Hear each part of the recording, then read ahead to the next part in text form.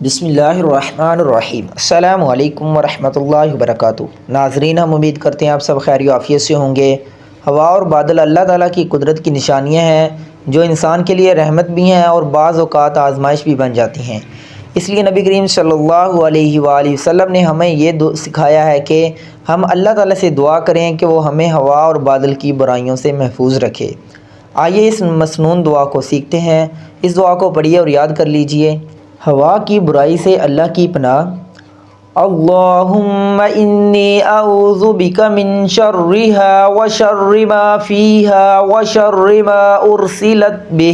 ترجمہ: اے اللہ، میں تجھ سے اس ہوا کے شر سے اور جو کچھ اس میں ہے اس کے شر سے اور جو کچھ دے کر یہ ہوا بھیجی گئی ہے اس کے شر سے پناہ مانگتا ہوں۔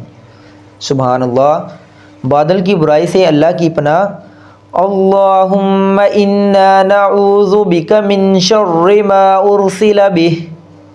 ترجمہ: اے اللہ، ہم اس چیز کے شر سے تیری پناہ چاہتے ہیں جسے دے کر اس بادل کو بھیجا گیا ہے۔ رد کر دی جانے والی دعا سے اللہ کی پناہ۔ اللہم انی اعوذ بک من دعوۃ لا یستجاب لہا۔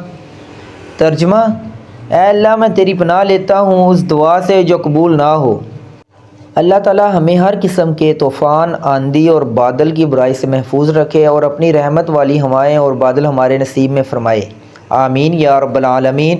اگر یہ دعا آپ کو پسند آئی ہو تو اسے دوسروں تک بھی ضرور پہنچائیں تاکہ سب اس سے فائدہ اٹھا سکیں۔ جزاک اللہ خیرا، احسن الجزا۔